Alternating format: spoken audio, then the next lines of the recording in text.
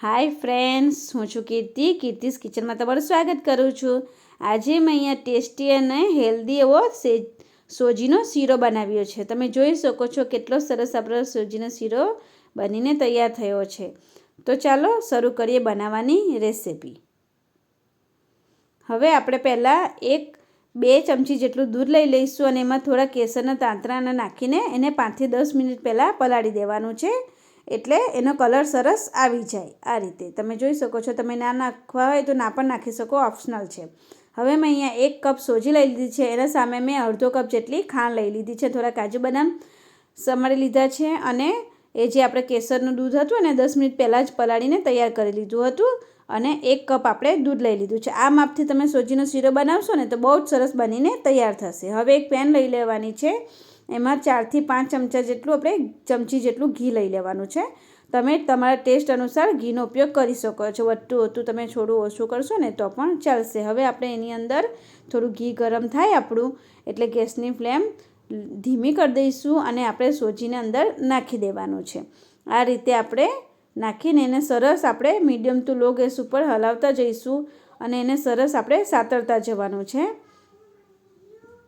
અને સહેજ પણ એ નથી કરવાનું, એકદમ ધીમે ધીમે આપણે એને હલાવતા જઈશું, ત્યાં સુધી સાતરીશું જ્યાં સુધી આપણો સોજીનો કલર બદલાઈ ના જાય અને આપણા ઘી પેન છોડે નહીં ત્યાં સુધી આપણે સોજીને સાતરવાની છે। આ રીતે તમે જુઓ છો ને કે પ્રસાદી તરીકે બી આપણે સોજીનો શીરો બનાવીએ છીએ ને એને પણ આ રીતે જ બનાવવાનો હોય છે। તમે જુઓ છો કે એનો કલર ચેન્જ થવા લાગ્યો છે, એકદમ ધીમા ગેસે અને સાતરતા જવાનું છે।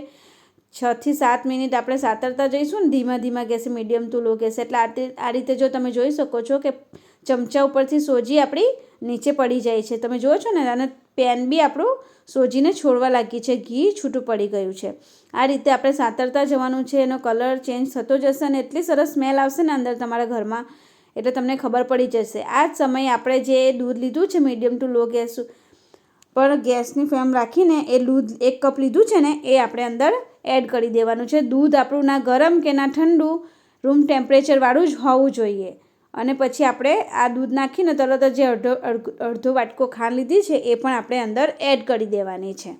આ રીતે હવે આને આપણે સરસ મિક્સ કરી લઈશું અને એને પણ ધીમા ગેસે આપણે થવા દઈશું।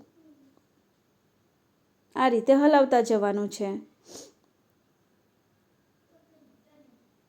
તમે જોઈ શકો છો કે આ રીતે આપણે મિક્સ કરીએ ને એટલે આપણો સોજી દૂધને ઓબ્ઝર્વ કરી લીધું છે। આ રીતે હલાવતા જઈશું આપણે અને દૂધ આપણે જે અંદર એડ કરીએ છીએ ને એને ગરમ પણ નથી લેવાનું બહુ અને ઠંડુ પણ નથી લેવાનું। અને જે આ કેસરનું દૂધ બનાવીને તૈયાર કર્યું છે ને, આજે મેં કેસરવાળો શીરો બનાવ્યો છે એટલા માટે અહીંયા મેં કેસરનો ઉપયોગ કર્યો છે। તમે ના નાખો ને તો પણ ચાલે અને છોકરાઓને તમે દરરોજ બનાવીને આપો ને નાસ્તામાં કે પછી ક્યારેક ભૂખ લાગી હોય, હળવું ભોજન કરવું હોય ત્યારે તમે શીરો બનાવો ને તો બહુ સરસ લાગે છે। કોઈ મહેમાન આવ્યું હોય ત્યારે પણ તમે બનાવી શકો છો, બહુ સરસ લાગે છે અને ખાવા માટે હેલ્ધી અને સરસ હોય છે।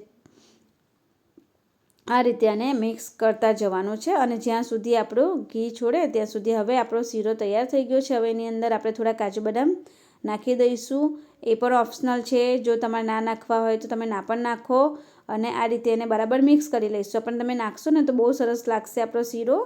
ડ્રાયફ્રૂટ્સ નાખો ને તો શીરો બહુ સરસ લાગે છે। તમે અહીંયા આગળ ઇલાયચીનો પણ ઉપયોગ કરી શકો છો અને સૂકી દ્રાક્ષ પણ તમે અહીંયા નાખી શકો છો।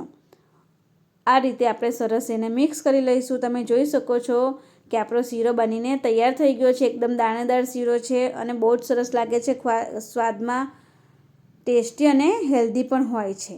તો તમે જુઓ છો ને કે આપણો શીરો કેવો સરસ પેન છોડે છે। તો તૈયાર છે આપણો સોજીનો શીરો। આ રીતે આપણે સોજીનો શીરો બનાવીને તૈયાર કરી લઈશું। જો તમને મારો વિડીયો ગમે તો મારા વિડીયોને લાઇક, શેર, કમેન્ટ અને મારી ચેનલને સબસ્ક્રાઈબ કરવાનું ના ભૂલતા। Thank you.